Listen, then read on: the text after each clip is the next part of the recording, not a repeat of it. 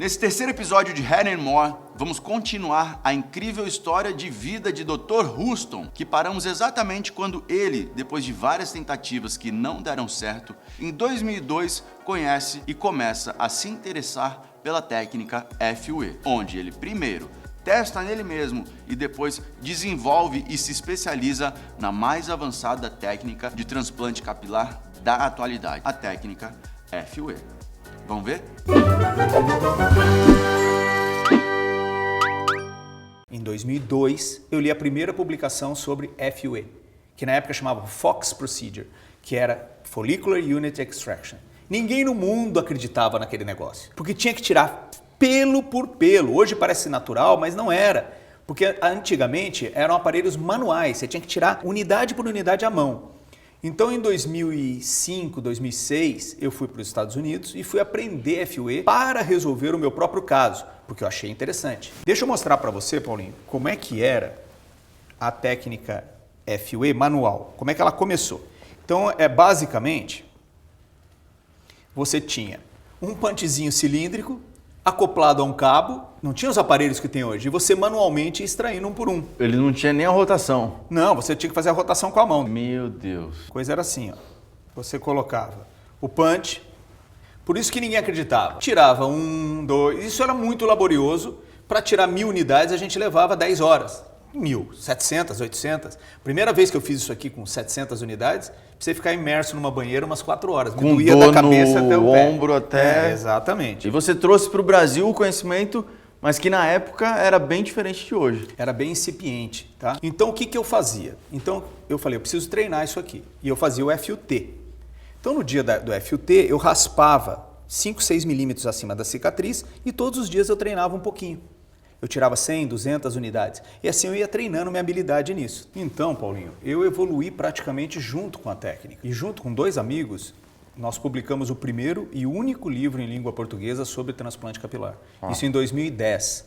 E eu me lembro muito bem de ter insistido com os 2 para incluir o capítulo sobre FUE, que foi escrito por mim. Porque eles diziam, isso ninguém vai fazer, isso não vai pegar, é uma coisa manual, laboriosa. Na época o FUT dava 3.000 unidades e o cara tinha que passar 10 horas para tirar 700. Hoje, olha como as técnicas evoluem. Hoje eu teria escrito de outra forma, totalmente diferente, os conceitos mudaram. Eu acho que hoje só o Papo FUE daria 2 livros inteiros, entendeu? Sim, de evolução mesmo da técnica. Exatamente. Quem fez as suas correções? Vamos lá, voltando. Então eu falei, eu não tenho mais área doadora. Eu falei, eu não posso mais errar. E eu tenho um grande amigo de Madrid, que já era um expoente, até hoje ele é, em FUE, e ele veio para o Brasil para um congresso. E ele disse que tinha um grande amigo em Buenos Aires. E falou, que tal a gente fazer sua primeira cirurgia FUE lá em Buenos Aires? Eu falei, vamos embora, pegamos um voo e vamos para lá. Então vocês estão preparados? Eu vou mostrar para você, já que você está chocado com a sua, eu vou mostrar para você como estava, que nem eu sabia, só soube a hora que eu raspei, tá certo? Meu Deus. Então eu fui para fazer meu primeiro FUE da minha vida. E tu tava com o cabelo comprido. Olha como estavam minhas cicatrizes. Essa de baixo, que teoricamente havia sido corrigida, estava menos grossa. Nossa. E aqui a cicatriz dos punches de biópsia que eu te falei. Que você escapou por uns 3, 4 anos antes, se você tivesse feito, era assim que fazia. Tem uma cicatriz aqui que é aquela da nuca. Do FUT. Sim. Aí você se lembra que ele... Essa aqui é uma outra? Essa aí é quando eu fui para uma... Não. Aí essa aqui é daquele primeiro médico brasileiro. Tá. Que fez primeiro com punch, depois ele fez aquela da nuca. Aí esse meu amigo dos Estados Unidos afinou isso e fez 2 fusinhos, um aqui e outro do outro lado, para poder corrigir meu hairline que tinha aqueles tufos. Entendi. Tá certo? Entendi. Vamos ver a cicatriz do lado de lá. Ele tirou menos tufo do lado de lá, mas fez uma cicatriz a mais, que eu nem sei o que ele fez, mas tá vendo os punches aqui? Né? Exatamente. E uns punches aqui. Essas eram as minhas sequelas cicatriciais. Eu não via porque eu usava o cabelo longo. Deu para você entender? Claro. E aí nós decidimos, porque quando você não tem área doadora, você tem que priorizar. Então eu decidi fazer meus pontos temporais, que estavam recuados, e a gente refazer o hairline. Foi isso que a gente fez nessa cirurgia lá em Buenos Aires. Tá? Perfeito. Os pontos temporais são esses pontos. Fiz os pontos temporais e refiz o meu hairline.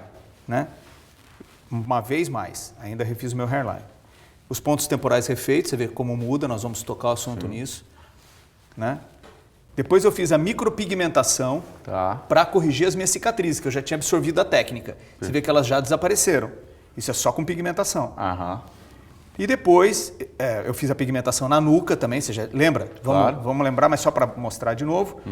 Eu fiz nas outras cicatrizes, resolvi expandir a pigmentação para as outras cicatrizes. E depois, eu não tenho a foto das minhas segundas cirurgias em Madrid, só dessa paella, mas eu fui para a clínica dele tá ótimo e nós também. fizemos um pouquinho mais do hairline, adensamos Baixaram o um meio, pouco. baixamos um pouquinho. Então, seu caso foi bem pior do que o meu, posso dizer assim, certo? Porque você passou por literalmente tudo. Punch, foot, cicatriz alargada, pigmentação, tudo. Epopeia, hein? Que epopeia!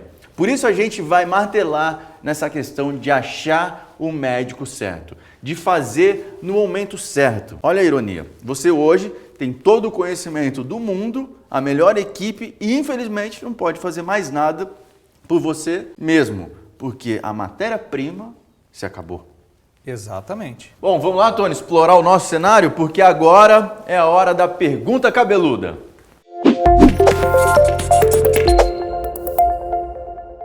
Oi, Paulinho. Oi, Dr. Houston, tudo bem por aí? Que legal esse programa sobre calvície. Paulinho, eu sou sua fã e fiquei super feliz com essa sua mudança aí. Tomara que tenha valido super a pena. Você está muito bonito.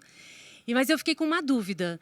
Essa área que é retirado o cabelo para o transplante, essa área doadora, o cabelo volta a nascer? Me explica. Excelente pergunta. Muito boa pergunta. E se você me dá licença, Tony, essa eu mesmo vou responder. Entenda, gente, a área doadora é de onde tiramos o cabelo.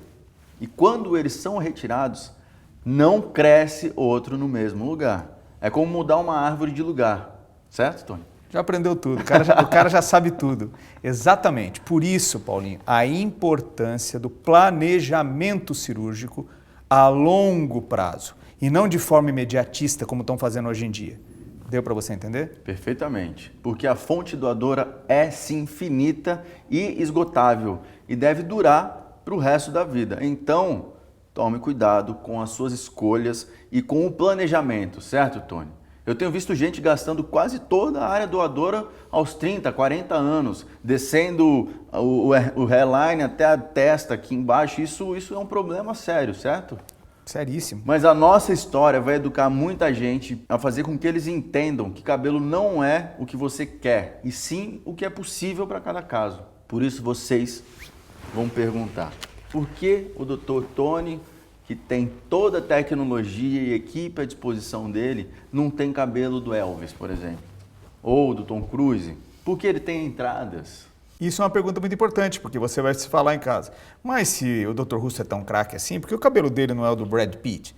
Por que ele não fez a cirurgia do Paulinho e faz outra e desce a linha do Paulinho até aqui? Porque cabelo não é o que você quer, cabelo que é possível. Então, esse cara aqui, né, ele gostaria muito de ser esse cara. Mas, infelizmente, o que ele consegue é ser esse cara aqui. Então é importante fazer um planejamento, procurar um profissional sério que faça um planejamento a longo prazo. Bom, hoje em dia estão baixando muito essa linha da frente sem pensar no futuro.